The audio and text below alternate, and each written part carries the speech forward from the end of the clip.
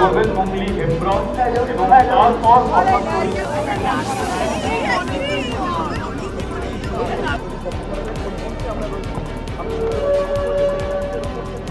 ধীরে ধীরে বাম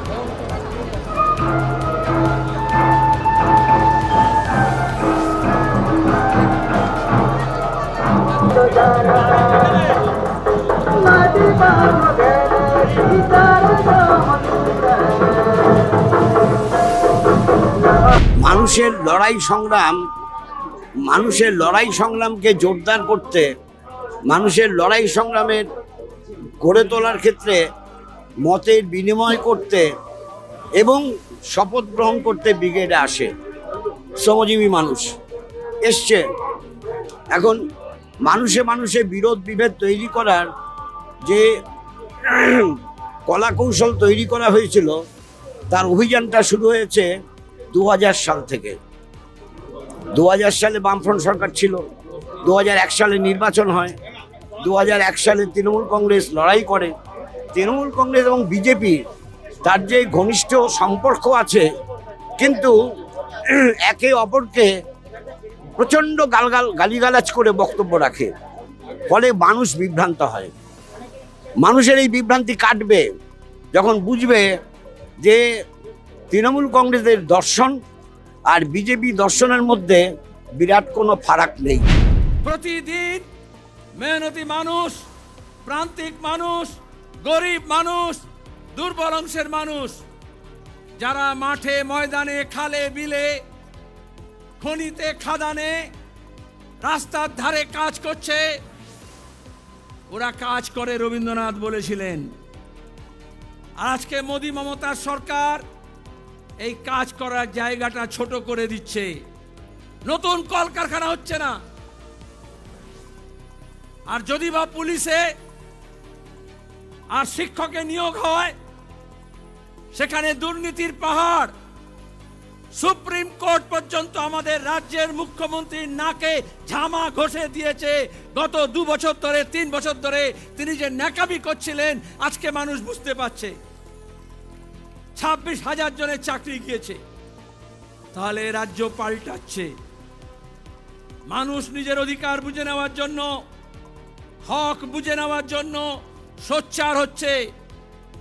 2011-র পরে এখানে যখনই আমরা ব্রিগেড দেখেছি, রাস্তায় কত আক্রমণ, বাড়িতে হামলা, হুমকি, যে বাসে করে এসছে তার উপরে হামলা।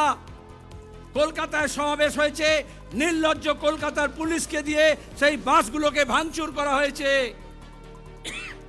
এখন আর কিন্তু সে অবস্থা নেই। দিন পাল্টাচ্ছে, তার আগাম বার্তা এসছে।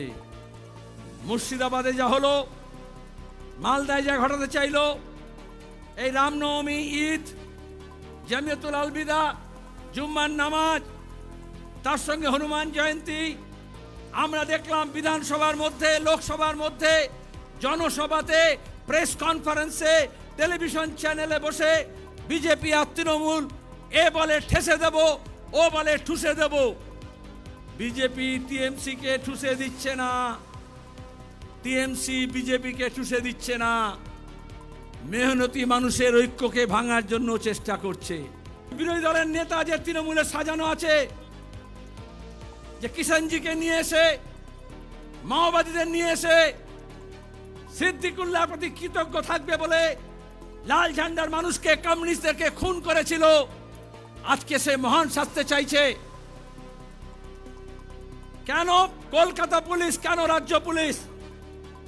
যারা ঘৃণার ভাষণ দিচ্ছে, যারা উস্কানি দিচ্ছে, যারা প্রতিদিন হিন্দু মুসলমানকে লড়ানোর চেষ্টা করছে, মমতা ব্যানার্জি পুলিশ মন্ত্রী, কেন একটা মোকদ্দমা হলো না ঘৃণা ভাষণের বিরুদ্ধে?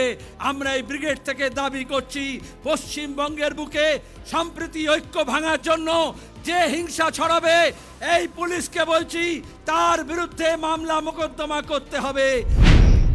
আমি বামেদের ব্রিগেড সফল হওয়ার জন্য সর্বান্তকরণে ইচ্ছা প্রকাশ করছি। আমি চাই বামেদের ব্রিগেড সফল হোক। কেন চাই? দীর্ঘদিন বামেদের সঙ্গে মারামারি ঝগড়া করেছি, রাজনৈতিক আদর্শগত। আজও আমি তারিফ করি বামেদের, যে ভারতবর্ষের বামপন্থী শক্তি তারা কিন্তু ধর্মনিরপেক্ষ শক্তি, যেটা দরকার আছে বাংলায়। এটা যেন ভুল বার্তা না যায়।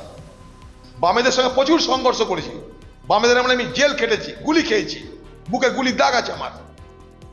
একটা কথা বলবো, হ্যাঁকে হ্যাঁ নাকে না বলি আমি, যে বামেরা কিন্তু কখনো সাম্প্রদায়িক রাজনীতি করেনি, যেটা আজকে আমাদের দেখতে হচ্ছে। দুর্ভাগ্য এটা বাংলার। তাই আমি চাবো বামেদের যে আজকে যে সভা, সেই সভা সফল হোক, সেই সভা সফল হোক। সফল হলে ধর্মনিরপেক্ষ শক্তির বাংলায় যে আজও জাগ্রত, আজও গতিময়, তা প্রমাণ হোক। সিপিএম এদিক ওদিক থেকে আনে, ধরে নিতে হবে বিজেপির ভোটাররাও তো যাচ্ছে। এই ব্রিগেডের স্লোগান কি? সিপিএম এর ডাকে ব্রিগেড চলো, আর বিজেপিকে ভোট দিতে ব্রিগেড থেকে ফেরো। এইটা তো ওদের স্লোগান। এটা তো অতীতেও দেখা গেছে যে ভোটের আগে একটা ব্রিগেড করেছে, কিছু লোককে এদিক ওদিক থেকে এনে ব্রিগেডে গেছে, কিন্তু তাহলে ভোটটা কোথায় গেল? যে লোকটা ব্রিগেড এলাকায় যাচ্ছে লাল পতাকা নিয়ে, তার বুথে আপনি বলুন তো, সিপিএম এর প্রথম সারির নেতারা তাদের সিটগুলো শুধু হারেনি, সিনিয়র নেতা থেকে জুনিয়র, যাদের এইসব আগুন পাখি, তিমি মাছ, নানা রকম সব নাম টাম দেওয়া হয়, তো এই তাদের পাড়ার বুথটাতেও হারে। তাহলে এদের কোথায়? পাড়ার বুথটাতে হারে এরা, নিজেরা হারে, জামানত জব্দ হয়, পাড়ার বুথে হারে। ফলে সিপিএম এর ব্রিগেড বলে যেটা, সেটা দেখতে যেটা, সেটা রাজনৈতিক রসায়নে সেটা নয়।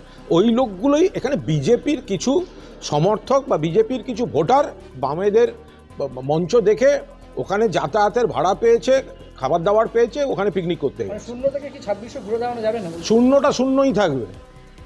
2026-এ এই ব্রিগেডের পরই শূন্যই থাকবে, এবং সিপিএমের কোনো বিধায়ক হবে না। আর যারা ব্রিগেডে যাচ্ছে তাদের কিছু লোক বিজেপিকে ভোট দেবেন, তাতেও তৃণমূল কংগ্রেসের চতুর্থ সরকার, মমতা বন্দ্যোপাধ্যায় চতুর্থবারের জন্য মুখ্যমন্ত্রী হওয়া, তারা আটকাতে পারবে না। সিপিএমের সিনিয়র লিডার, সেখান থেকে জুনিয়র, যারা আজকাল এই সোশ্যাল মিডিয়ায় এই নানা রকম তাদের সব অ্যাডভেঞ্চারাস নাম, আগুন পাখি, তিমি মাছ, ওই সাবমেরিন, নানা মহাকাশযান, এদের নানা রকম সব ইয়ে আছে, নাম আছে।